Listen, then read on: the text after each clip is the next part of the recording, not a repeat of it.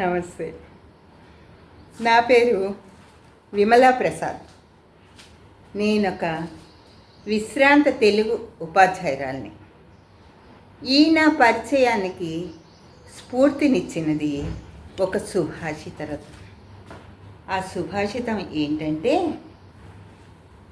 అమంత్రమక్షరం నాస్తి, నాస్తి మూలమనౌషధం, అయోగ్య పురుషో నాస్తి, యోజక తత్ర దుర్లభ. అంటే మంత్రం కాని అక్షరము లేదు, మందు కాని వృక్షము లేదు. ఎంత బాగుందండి! ఎంత బాగుందని చదువుతుంటే మిగిలిన 2 వాక్యాలు మరింత అత్యద్భుతంగా నా మనసును దోచుకున్నాయి. అవి ఏంటంటే, గురువు యొక్క ప్రస్తావన వచ్చింది.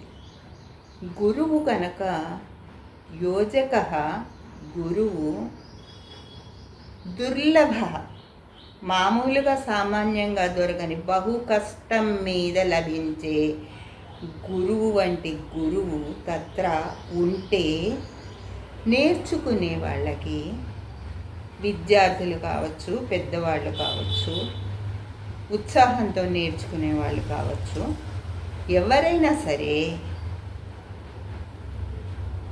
యోగ్యత అనేది వచ్చేస్తుంది. గురువు నేర్పించేదాన్ని బట్టి, దుర్లభమైన గురువు నేర్పించేదాన్ని బట్టి శిష్యులకి ఏ విషయమైనా అర్థమవుతుంది.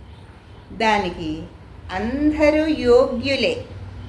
ఎందుకంటే అయోగ్య నాస్తి, యోగ్యత కాని వాళ్ళు అంటూ ఎవ్వరూ లేరు. ఈ సుభాషితంలో ఉండే ఈ 3వ వాక్యము నన్ను ఇంకా మురిపించిందండి. ఆ వాక్యం ఇచ్చిన స్ఫూర్తితో నేను సైతం అంటూ నా అడుగులు కదిలించి తేట తెలుగు ఛానల్ అనే పేరుతో మీ అందరిలో ఒక్కదానిగా వచ్చి ఉండే అదృష్టాన్ని కలిగించింది.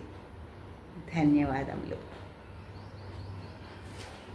మనము ఏదైనా ఒక పనిని సక్రమంగా చేయాలనుకుంటే దానికి ఒక నిర్దిష్ట సరి అయిన ప్రణాళికని ఏర్పరచుకుని దానిని అమలు చేసుకోగలిగితే ఆ పని వలన వచ్చే ఫలితాలు పరమానందదాయకాలు అవుతాయి కదండి.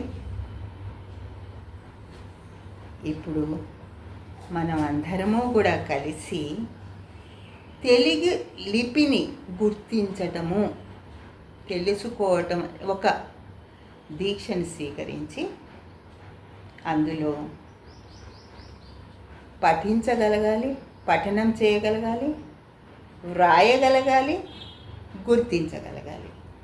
ఈ మనము చేయబోతున్న ఈ కార్యక్రమంలో మనం 3 లక్ష్యాలను తీసుకుంటున్నాం. ఒకటి, తెలుగు లిపిని, తెలుగు భాషని చదవగలగటం. రెండవది, వ్రాయగలగటం. మూడవది, గుర్తించగలగటం. ఈ 3 విషయాలు గమనించాలంటే మనము మన చిలిపి లిపి ఉంది కదండి, అదే తెలుగు లిపి, అది చేస్తున్న విన్యాసాలని గమనించాల్సిందే. ఆ తెలుగు లిపి చేస్తున్న విన్యాసాలను గమనించడానికి మన అందరము కలిసి సరదాగా తెలుగు తోటలోకి వెళ్దాం రండి. జై తెలుగు తల్లి. నమస్తే.